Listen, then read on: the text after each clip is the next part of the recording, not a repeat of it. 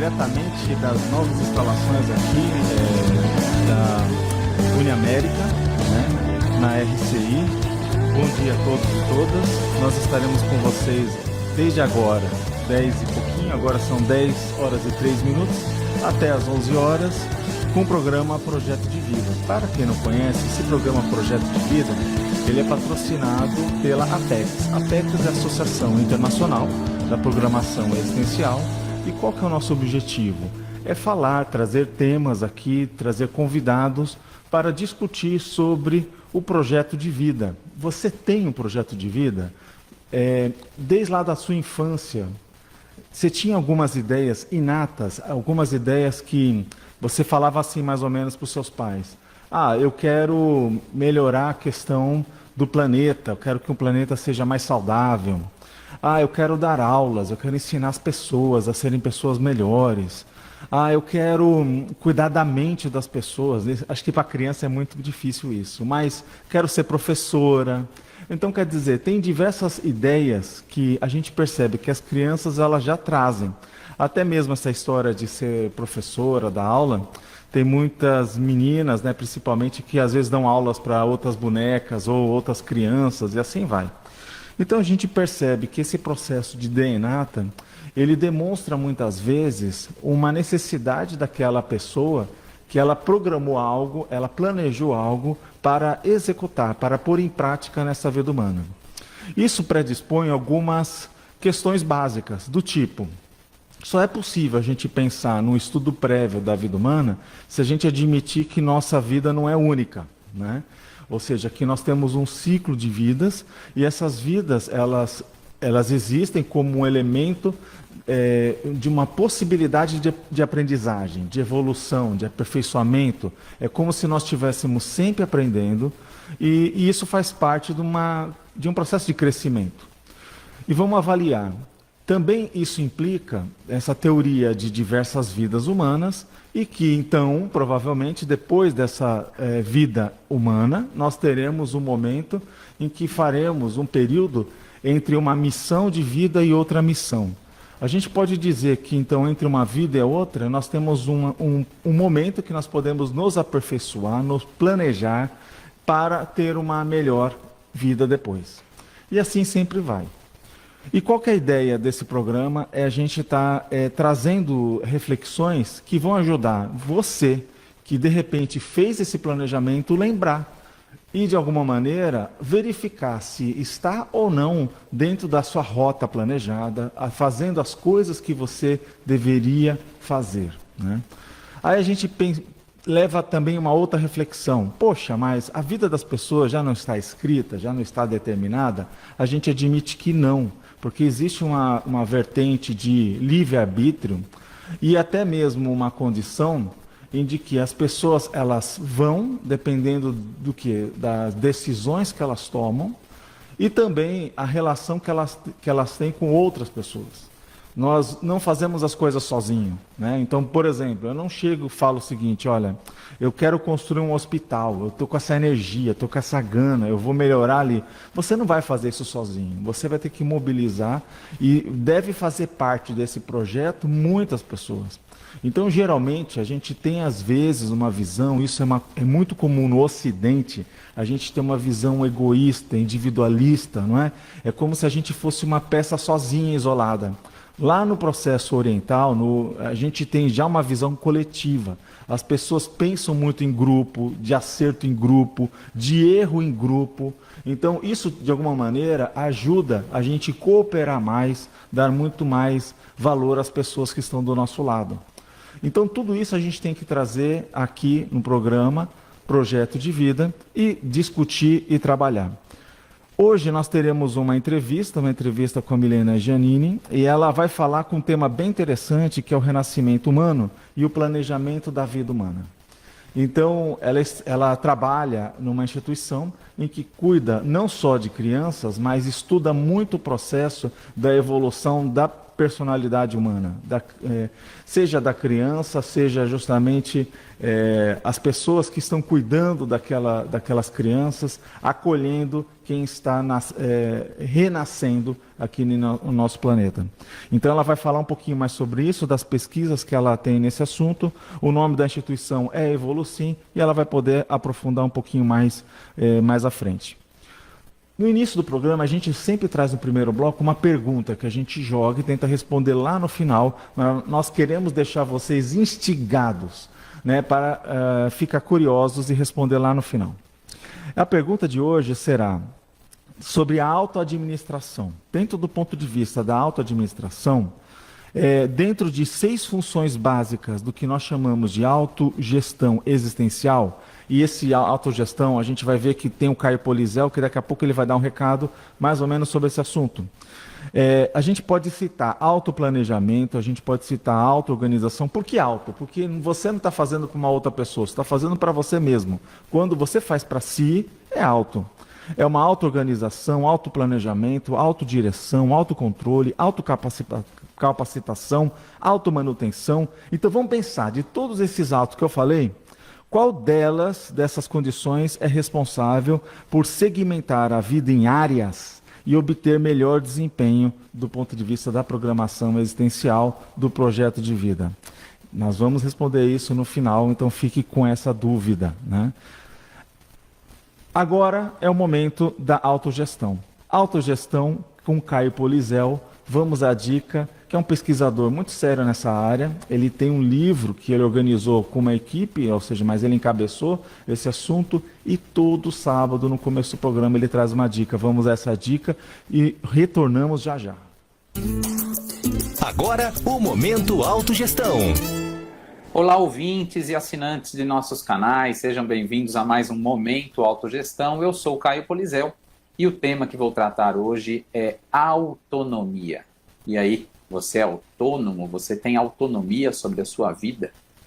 O texto aqui que eu vou usar como base para a nossa discussão é um verbete escrito pelo professor Valdo Vieira, um pesquisador que trouxe todo o contexto da conscienciologia, quem é o fundador, né, o promotor das ideias da conscienciologia, e ele traz um verbete bem embasado, com vários conteúdos que enfatizam a autonomia e fazem provocações. Então vamos lá, como definição, a autonomia é a capacidade de se autogovernar, o direito de a consciência tomar decisões livremente dentro de organização mais vasta, regida por um poder central, por exemplo, ao modo do país, onde seja um cidadão ou uma cidadã.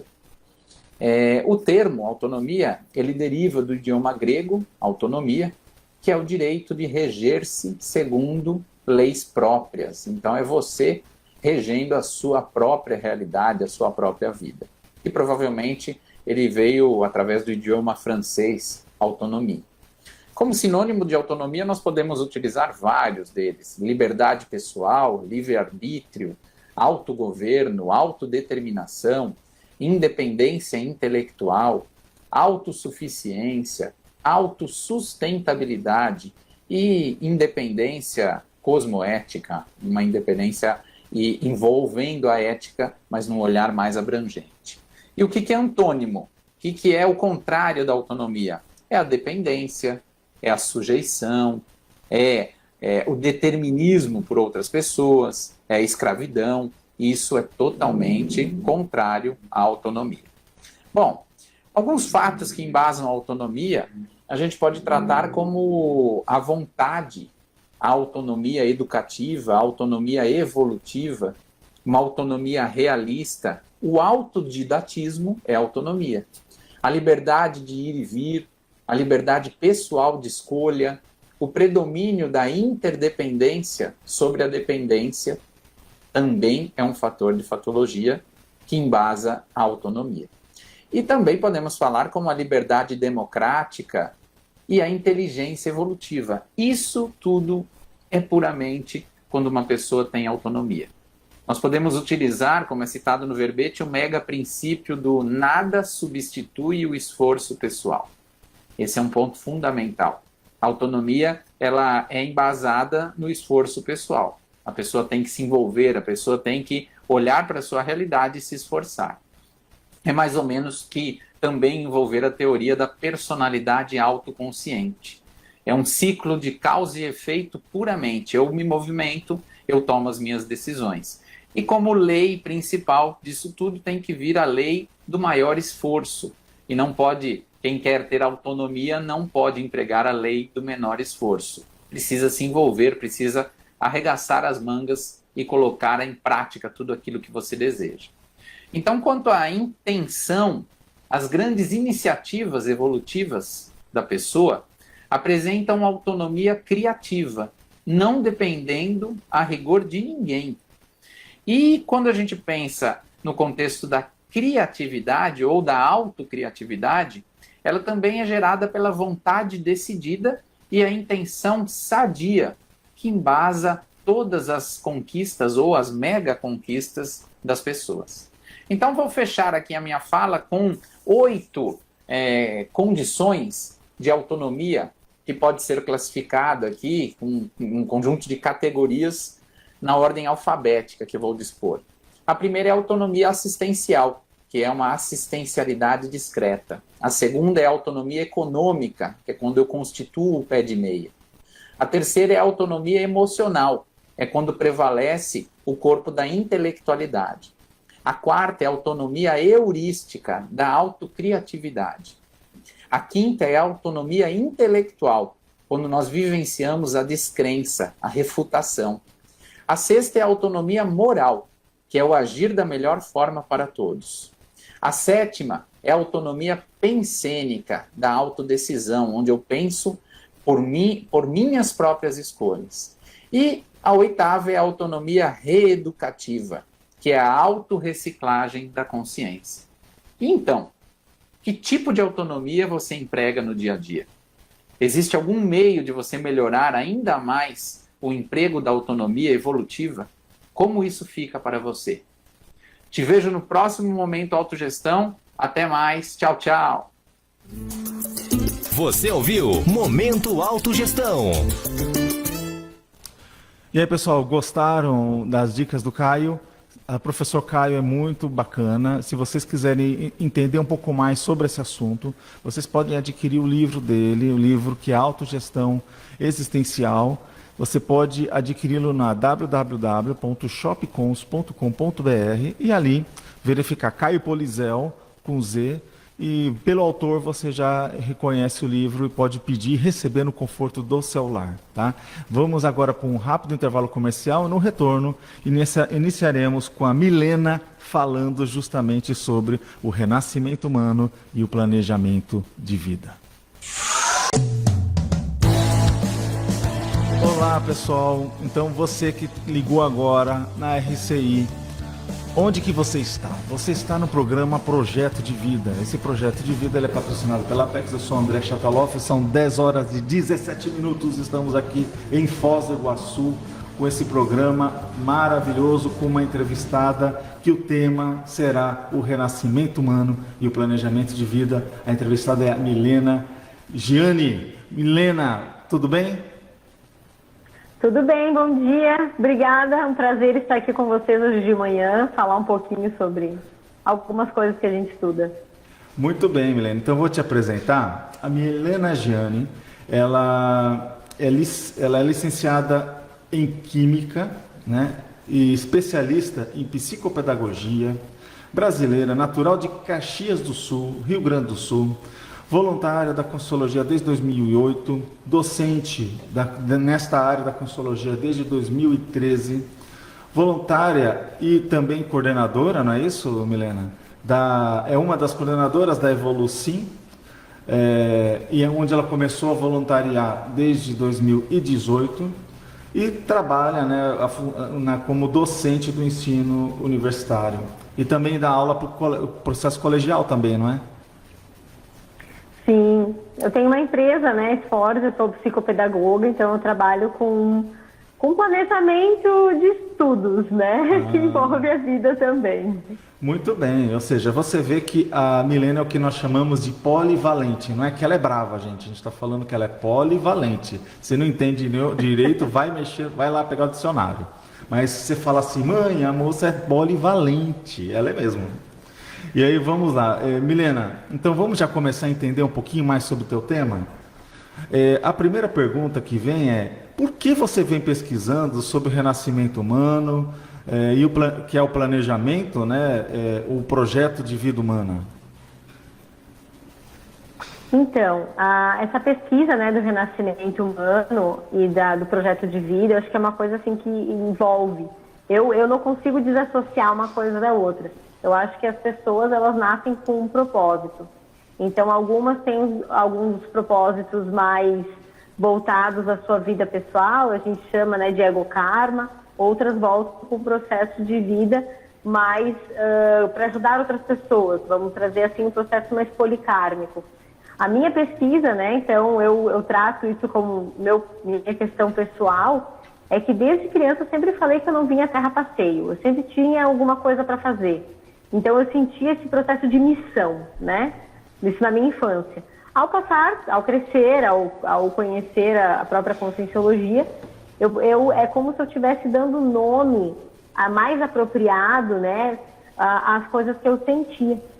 Então, o que eu percebo do meu estudo e também da minha prática, né, até agora, que todas as pessoas elas têm essa sensação, o que eu vim fazer aqui? Né? Aquelas perguntas, para onde eu vou, onde é que eu estou, né?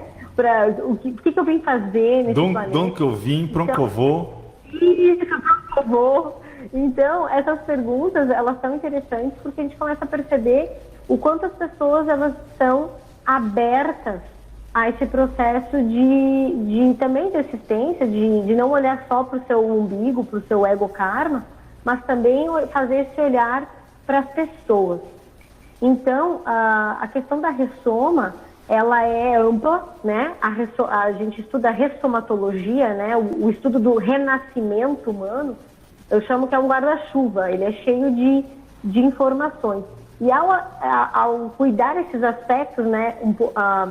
Antes da ressoma, o curso intermissivo, a hipótese de ter ou não o curso intermissivo, o momento, né, do restringimento, que é a questão da gestação humana, e após a gestação, que é o nascimento humano, que é essa questão das trevas, do temperamento, as ideias inatas, o que essa criança tem, né, de informações que ela traz, não é aquela coisa, antigamente, tábula rasa, a criança aprende tudo aqui, não, ela já traz uma bagagem consciencial, porque lá dentro tem uma consciência, é uma consciência que pode ser muito antiga, mas está num corpo pequeno porque recém ressomou. E a questão do propósito de vida, do projeto de vida, desse planejamento, é para otimizar, né? Então a gente traz a instituição, né, que eu hoje coordeno a Evolucim, a gente traz esse estudo para poder otimizar o processo da própria vinda à Terra. Só, né? Para a gente entender um pouquinho, Milena, a Evolucim, ela está em que lugar? Onde que nós encontramos a Evolucim e os serviços dela? Hoje a Evolucim, a sede dela é em Foz do Iguaçu. Nós somos voluntários de vários lugares do Brasil e do mundo. Nós temos voluntários Miami, Suíça, Portugal, Rio de Janeiro, São Paulo, mas essa sede hoje, digamos assim, o corpo físico, né? Eu brinco, o corpo físico da Evolucim é em Foz do Iguaçu, no bairro Cognópolis, lá no discernimento, e a gente atende cursos agora durante a pandemia online, a gente já vinha com esse trabalho online. Quem quiser conhecer mais a gente, o site é evolucim.com.br. E a gente tem o Facebook, o Instagram, Evolucim, né? Facebook/Evolucim, Instagram é só Evolucim Foz. Então a gente tem vários eventos que a gente está trabalhando. E para fomentar o quê?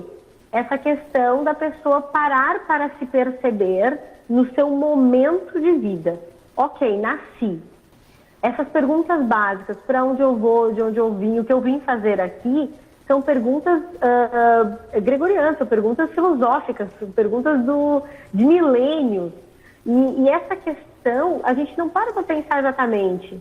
Então, essa retomada e a observação específica agora, Milena, desses momentos do renascimento é que a gente traz à tona, né? Como foi o parto, quem é essa mãe, quem é esse pai que te recebeu. Agora, Milena, só explica uma coisa pra gente que eu acho que é importante vocês falarem. Quando alguém pensa assim em Evolucim, você fala assim, uma instituição de crianças, né? Mas não é bem assim. Então eu queria saber assim, qual que é a faixa etária, o que vocês fazem lá? Vocês mexem com criança mesmo? Ou é mais do que criança? Como que é a situação? Então, a Evolucim, ela é uma instituição hoje de 14 anos. Inicialmente, ela foi focada no processo da recuperação de CONS, né, recuperação da memória das crianças. Então, o trabalho foi muito intenso com as crianças.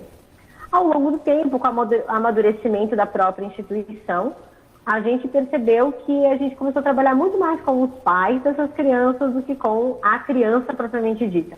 Então, hoje nós temos atividades para a criança, para esse desenvolvimento, esse despertar das energias, do parapsiquismo lúcido com a criança, mas também a gente atende muito essa questão da família. A gente atende esse esclarecimento adulto. Então, a faixa etária hoje, a gente não tem faixa etária, não há faixa coloca etária. que ela é aberta, ela não tem assim um público com uma faixa etária específica, porque a gente atende desde a criança até a família, papai, vovó, educador, porque assim, todo ser humano passa pela infância. Então, a parte do princípio que se a gente quer fazer essa recuperação de consciência, lucidez maior na questão consciencial, claro, vamos trabalhar com a criança, isso é muito importante, mas quem é aquela pessoa que instrui a criança? É o adulto. Então, o adulto tem que estar instruído, ele tem que saber como agir. Ou seja, às vezes é muito mais importante, em determinado momento, você instruir os pais para que eles saibam lidar melhor na infância, né? Do que você chegar e ficar investindo, às vezes, somente na criança. Né? Agora, eu quero entender uma coisa, Milena. Tipo, quando que, ao seu ver, é escolhida a família, né? Todo mundo tem essa oportunidade de escolha? Como que você vê isso? Eu vejo que, assim, a escolha da família, ela vem num patamar, né, que a consciência tem um processo evolutivo que ela já pode escolher qual grupo ela vai ajudar mais. Então, depende muito dessa consciência que vai renascer. Então, qual é o grau evolutivo dela? Ela já está num âmbito que ela já tem essa possibilidade, essa oportunidade de escolher, ou ela ainda está num processo evolutivo mais complicado, mais egocêntrico, que ela precisa ainda que alguém direcione essa ressoma, esse pai, essa mãe, que a gente chama de ressoma compulsória. Ela tem que nascer para resolver isso. Então, eu penso que essa escolha da família depende muito do estado, né, de evolutivo da consciência que vai renascer. Então, eu vejo que tem consciências que já podem, já vislumbram, né, o curso intermissivo, já estuda para ressomar, já estuda para renascer, ela já tem um preparo para estar na Terra diferente. Então, eu acredito que essas pessoas já têm uma oportunidade de escolha.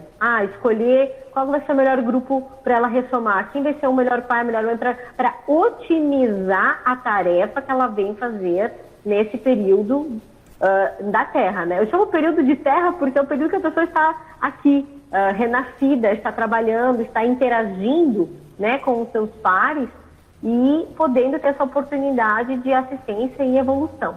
Ou seja, o que você está dizendo é que a escolha do papai e da mamãe é algo muito sério dentro desse planejamento que acontece antes desse nascimento. É isso que está trazendo, né? Uhum.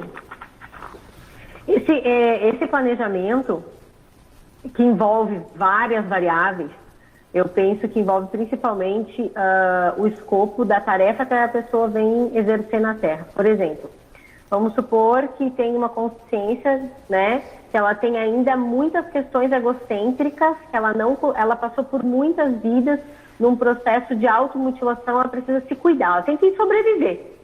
Então ela vai ter uma família acolhedora e receptiva para que ela tenha essa oportunidade de viver até o final dessa energia, desse corpo, que ela consiga ter as melhores experiências possíveis e que a partir dali ela possa ter uma outra oportunidade, talvez de um curso intermissivo. Às vezes é só isso que ela precisa. Sim. Então essa escolha, geralmente ela vai ser feita por uma equipe, né, digamos assim, especializada em ressoma, que conhece esse grupo e conhece essas consciências, que vai fazer esse encaixe mais adequado para que essa pessoa tenha realmente uma boa experiência aqui na Terra, evolutivamente falando. Agora, Milena, também não tem um contexto de que a pessoa ela precisa de ter mérito para ter essa oportunidade de escolha. Como você até comentou lá no início, você trouxe aquela realidade que tem pessoas que entram dentro de um processo, às vezes mais instintivo, até mesmo daquele processo do karma, né?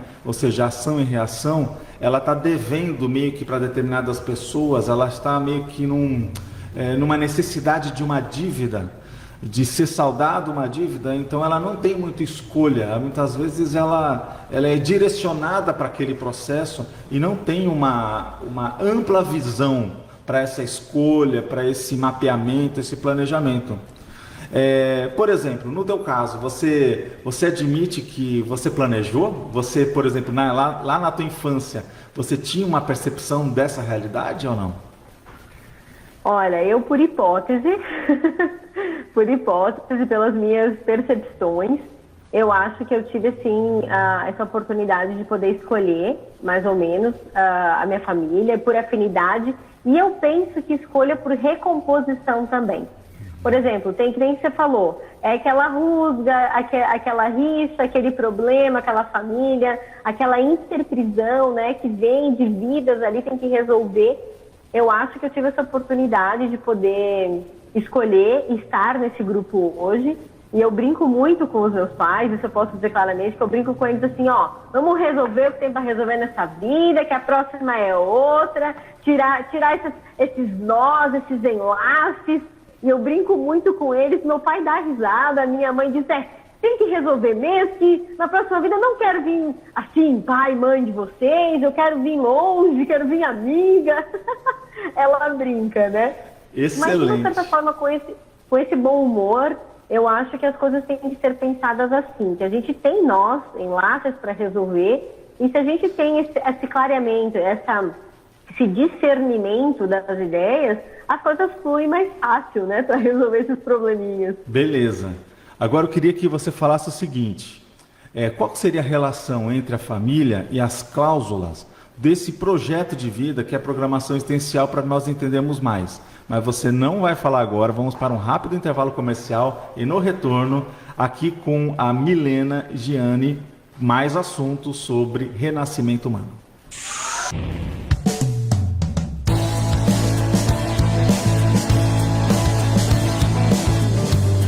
E aí, pessoal, está gostando? Você quer saber aonde você está ligado? Você está ligado no programa Projetos de Vida. Gostou da vinheta, da música?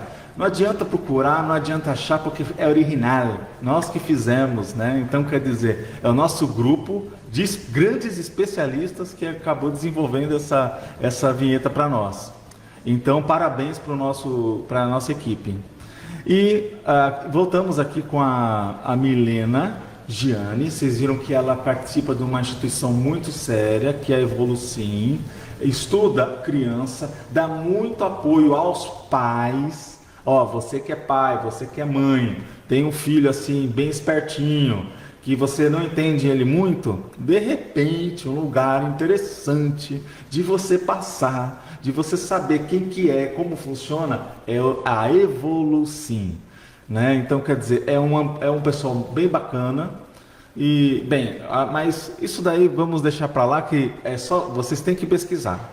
Agora nós deixamos uma pergunta no ar com a Milena, que foi: qual que é a relação entre a família e as cláusulas do projeto de vida? Ou seja, a programação existencial. Vocês viram que muitas vezes a professora Milena ela falou sobre ressoma. Ressoma é de novo, soma. Soma, se vocês estudarem a questão da medicina, eles usam o nome deste corpo biológico como soma. Tanto que tem aquela expressão de somatização de doenças, né, Milena? Então a gente vê assim, a somatização é porque o emocional trouxe para o corpo biológico, o soma, uma doença. Então a gente vê que essa ressoma é ganhar, conquistar um novo soma. Só que a gente não ainda nasceu de proveta, por exemplo, alguns nasceram. Mas o que eu estou querendo chamar a atenção é nós precisamos de um pai, nós precisamos de uma mãe, não há saída, né, biológica para isso, né? A Milena, ela sabe disso. E o que acontece? Qual que é a resposta, Milena, dessa pergunta? O que eu penso em relação ao processo da cláusula, né, do projeto de vida? Eu acho que é o primeiro grupo que a gente é inserido, né? O papai, a mamãe, os irmãos, né? Estendendo, às vezes, os vovôs, as vovós. Então, se a pessoa consegue ter esse discernimento, essa clareza, que é o primeiro grupo que ela precisa resolver as suas questões, as suas diferenças, resolver para se dar bem, literalmente, ficar bem com eles, e a partir daí construir laços mais saudáveis afetivamente, é a questão que eu vejo em relação ao processo de cláusula de proexis, né? Por quê? Resolvendo esse desate de nós, esse enlace, essa resolução de família, os próximos grupos que virão, trabalho, voluntariado, a família que você vai constituir com o seu marido, com a sua esposa, com o seu companheiro, sua companheira, independente da relação que você vai construir depois, a primeira parte, a primeira tarefinha de casa você já fez, que é resolver a questão com o papai e com a mamãe. E é o que mais a gente vê hoje, né? Agora a gente está em alta aí com a mídia, com as redes sociais. Antigamente, vamos dizer assim, o mundo sempre foi mundo, as relações sempre foram relações, porém agora elas estão explícitas. Então todo mundo vê. A pessoa brigou lá na China, você já sabe aqui, já descobriu, porque a rede ela está espalhada, né? As informações estão muito aceleradas. Então o que acontece? Eu vejo que essas inter-relações, às vezes a gente vê algumas mãe e filho, filha, pai e filho, relações assim bem conturbadas, às vezes até de morte. Irmãos, né, Milena? A questão de irmãos. O que deu ali? O que deu ali? Deu que a pessoa não conseguiu resolver essa cláusula de vida, que era ter a oportunidade de resolver isso com essa família.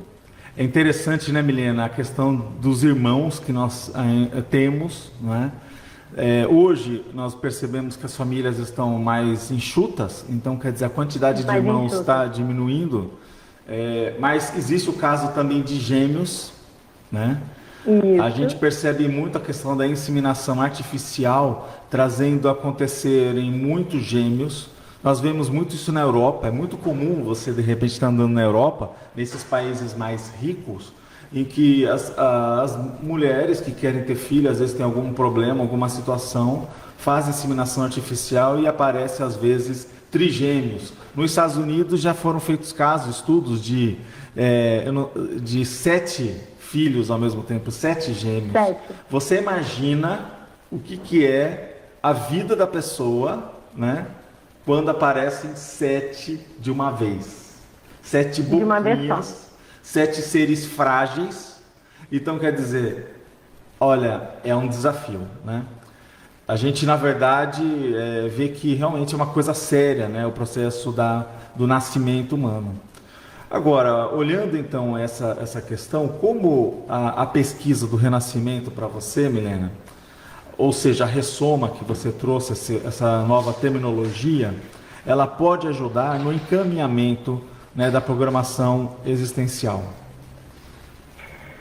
Eu penso que a questão do estudo do renascimento é porque ele vai trazer detalhes de partes, às vezes, que a gente precisa entrevistar os nossos pais, como foi o parto, como a mãe se sentiu na gestação. É muito mais mãe do que pai, né? Porque é a mãe que faz esse primeiro acolhimento, né?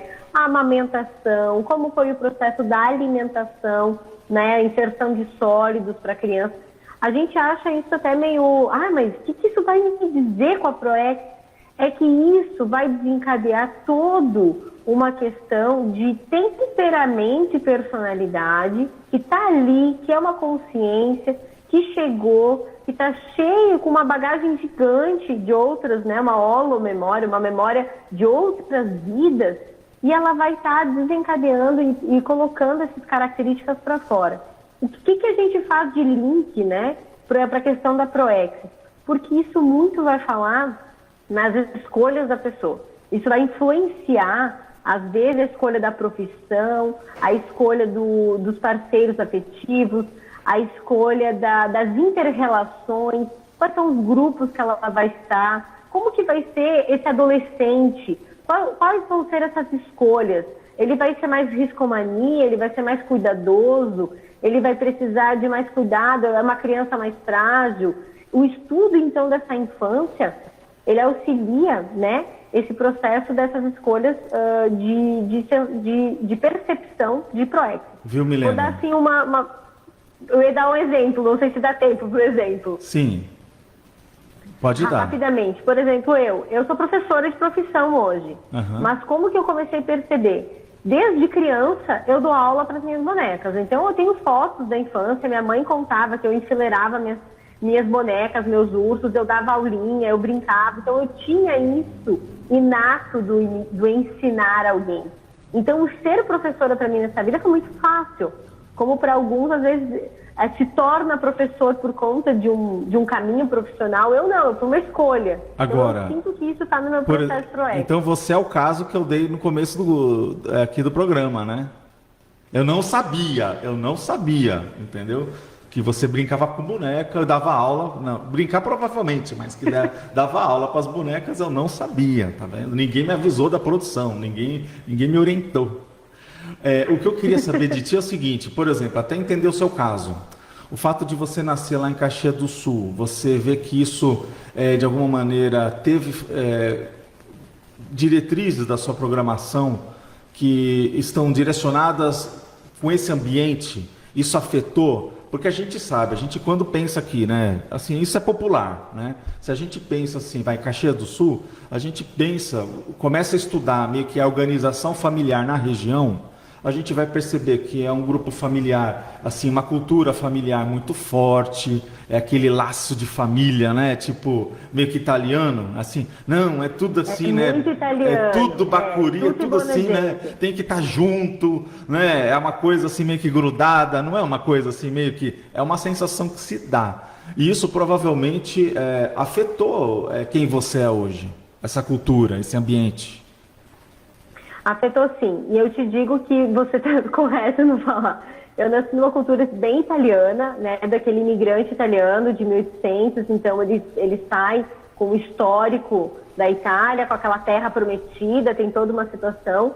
Mas como é que eu percebo isso hoje na minha constituição, né? O que essa mesologia, esse meio que eu cresci dessa cidade, o que me ajudou? Então, assim, a minha família é uma família extremamente acolhedora.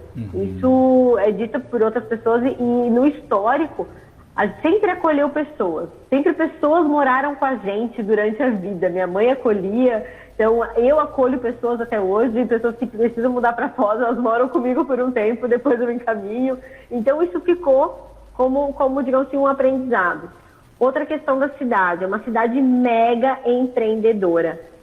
Então, é muito comum tu ter um microempresário, um empresário de sucesso, o médio empresário, ou aquela família que tem aquela empresa de família por gerações. É muito comum. E a minha família é empreendedora. Então, eu sou empreendedora, minha mãe, minha irmã, o meu pai empreendeu por um tempo, hoje ele trabalha, ele é gerente. Mas eu brigo que ele é o professor Pardal, porque se não fosse ele naquela empresa, não teria nada de empreendedorismo naquela empresa onde ele trabalha. Então, de uma certa forma... o meu cunhado, os meus cunhados, então assim, a gente tem essa veia tem que fazer, não tem medo do trabalho, tem que ter aquela coisa assim, arraigada. Então, eu não consigo mensurar outra região, né, porque eu tenho experiência dessa, mas eu acho que isso me favoreceu, sim, porque eu tenho esse ímpeto, essa energia, né, de fazer, de ir para frente, então eu acho que essa família e essa mesologia me ajudou. É interessante, Milena, a gente olhar, por exemplo, eu estava conversando ontem com um colega nosso aqui, né, Alan, que ele nasceu lá no Rio de Janeiro e ele está morando aqui em Foz, e ele estava mostrando como que a mesologia lá no Rio, por exemplo, também afeta aquele grupo, né, o comportamento das pessoas. Então a gente percebe realmente, de acordo com o lugar, aquela natureza, o ambiente em que ela é inserida, isso afeta muitas diretrizes da vida humana. Vou colocar meu caso. Eu nasci ali no ABC Paulista. Então que tinha muitas indústrias ali, né? Hoje ainda tem, mas tinha mais quando eu era pequeno, né? Tanto aquele processo da força trabalhista, a questão do sindicato. Então, o que eu percebia desde criança eu não tinha essa visão de empreendedorismo. Eu tinha a visão de você estar trabalhando numa grande empresa, de você fazer parte daquele grupo, de você estar associado a uma aglomeração de pessoas, a uma escala, a uma indústria. E a gente começa a ver com os nossos colegas, muita gente que está aqui em Foz, que tem realidades bem diferentes uns dos outros, né? E então o que você está trazendo de estudar um processo desse acolhimento, a sua chegada nessa dimensão intrafísica humana, né, na família, nos seus pais, diz muito do que você pode fazer. Apesar, né, Milena, a gente percebe que tem pessoas que nascem no interior, não por isso ela vai viver em metrópoles, vai ser internacional, vai ter uma visão, uma cosmovisão planetária. Ou seja, independe de onde ela nasceu, ela pode fazer muita coisa. Eu acho que isso que é mais importante, né? Não existe assim uma limitação propriamente dita em que não dê para a pessoa superar. Eu acho que essa que é uma grande questão que a gente tem que trazer. Não é? Bem isso. Agora, na verdade, desculpa, não, é que eu queria aproveitar e colocar uma outra questão, justamente para você trazer por que o estudo do renascimento, né, a ressomatologia, o estudo de ter novos corpos biológicos, pode ajudar nesse encaminhamento na Proexis. E eu quero que você aprofunde então mais isso, até falando um pouco o que a Evolucim pode ajudar os pais, o que podem ajudar as crianças, a gente ter essa visão, mas se não responde agora, vamos para um rápido intervalo comercial e no retorno você dá essa orientação para nós. E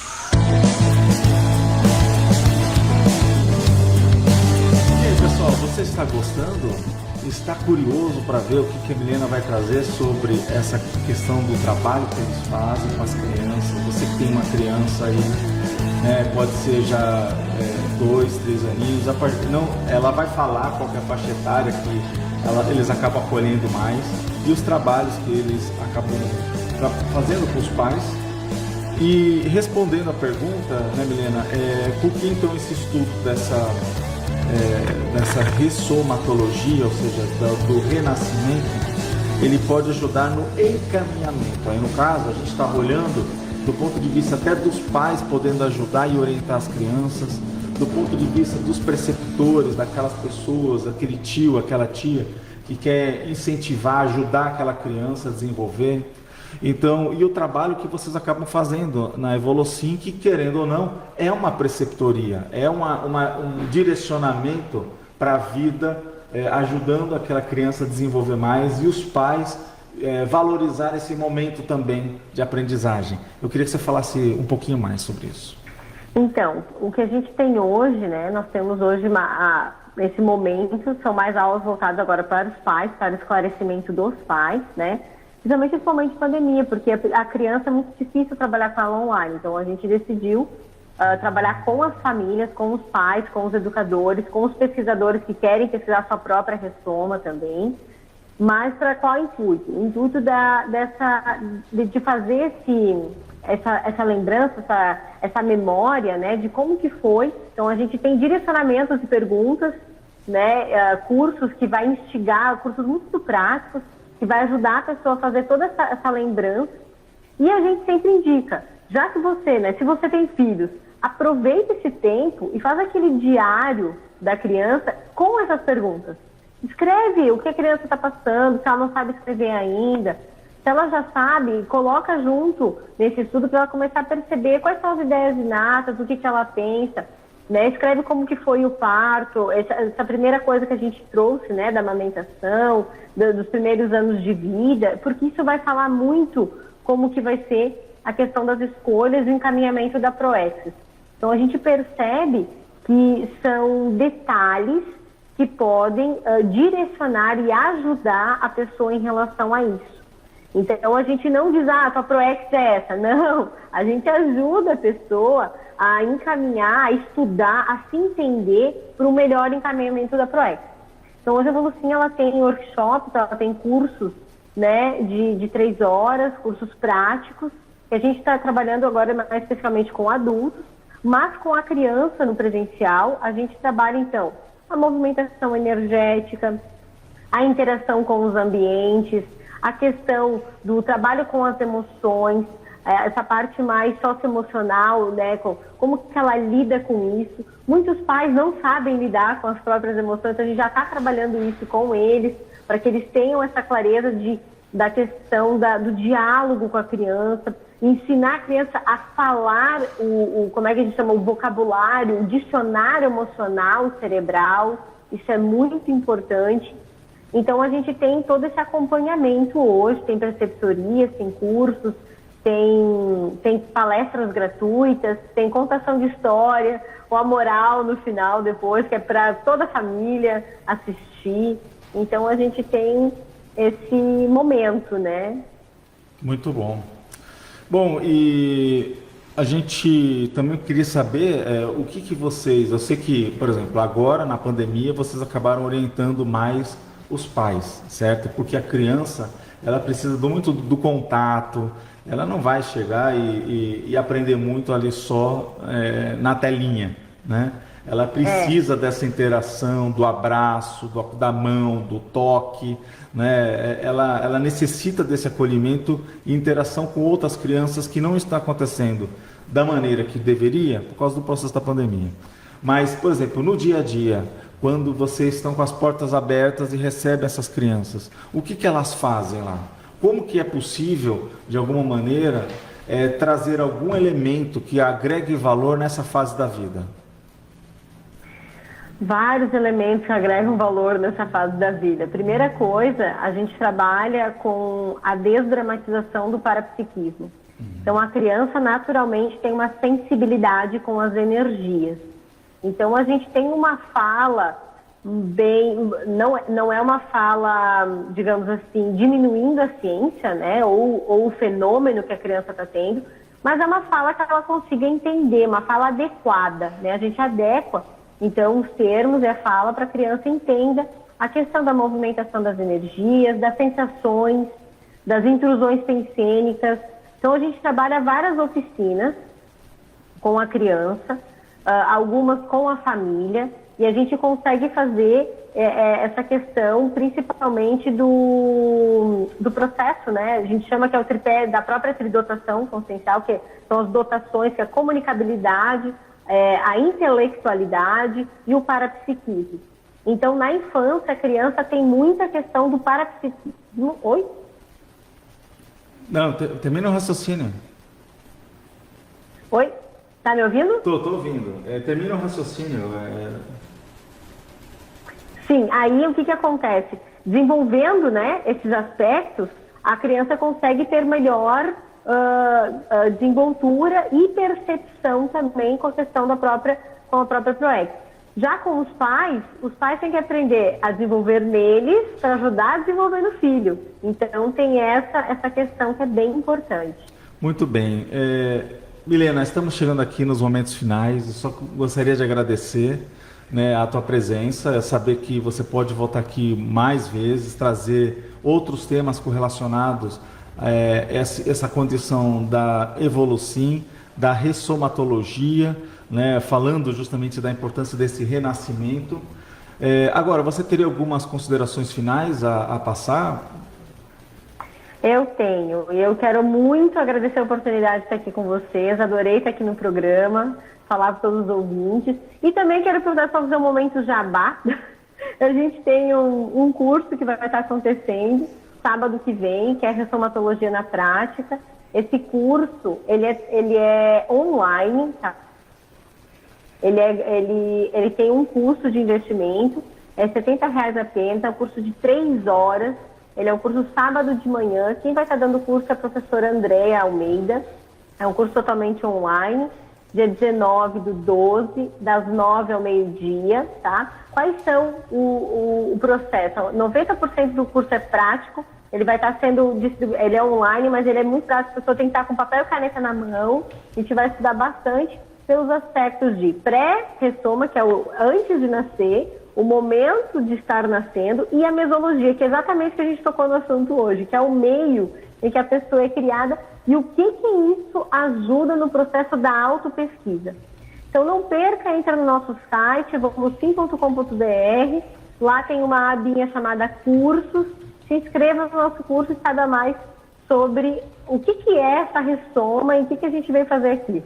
Excelente. Milena, então, novamente obrigado e vamos aguardar a próxima. Obrigada, eu que agradeço. Tá bom. Agora, pessoal, nós vamos ir para o Proexis no Mundo, que é um bloco que trazem pessoas que vão dar os seus depoimentos, a sua visão do ponto de vista do que elas vieram fazer aqui no planeta. Bem-vindos ao Proexis no Mundo. Olá, meu nome é Isabela Colares, eu sou voluntária e docente de Conscienciologia desde 2015, pesquisadora de Conscienciologia desde 2014. E como que eu reconheci as ideias de ponta da ciência Conscienciologia? 2013 para mim foi o ano da grande virada. Eu estava num período aí de baixíssima lucidez, que é caracterizado pelo porão consciencial, baixa lucidez frente às cláusulas pétreas do meu curso intermissivo, daquilo que eu acordei de realizar nessa dimensão humana. E num pedido de ajuda, num pedido de socorro, num diálogo com o terapeuta, na 4ª ou 5ª sessão, eu consegui retomar muitas das minhas experiências projetivas no período da infância. Aquele banho de loja ali dos amparadores, no que diz respeito aos fenômenos parapsíquicos lúcidos.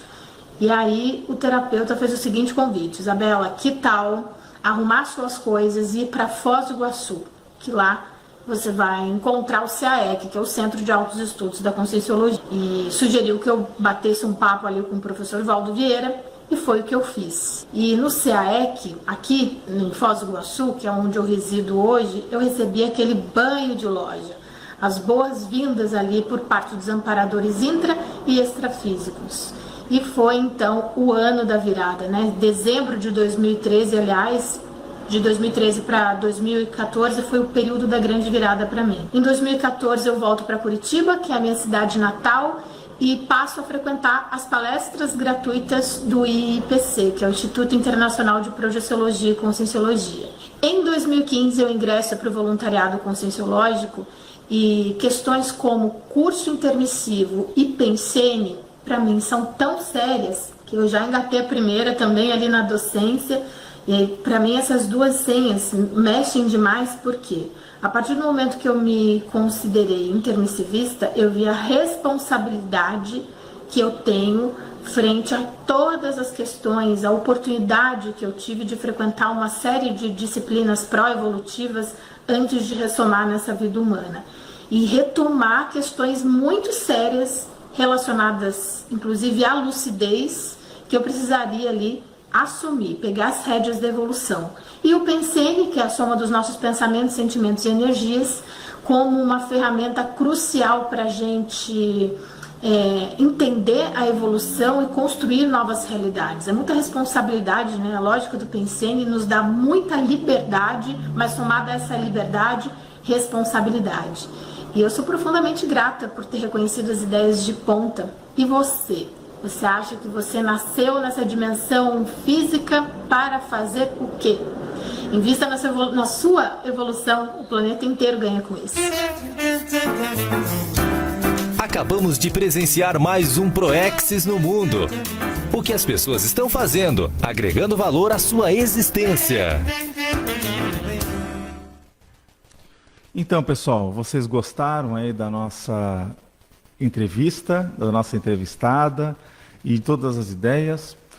Bom, a gente deixou aquela pergunta lá no início do programa, então só para a gente responder, né, a gente questionou o seguinte: dentro de 6 funções básicas de autogestão existencial, que entra o autoplanejamento, a autoorganização, a autodireção, autocontrole, autocapacitação e automanutenção, qual delas seria responsável em segmentar a vida em áreas para tornar melhor o desempenho da nossa programação existencial, do nosso projeto de vida?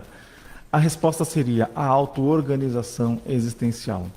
É muita coisa alta, mas elas são extremamente importantes.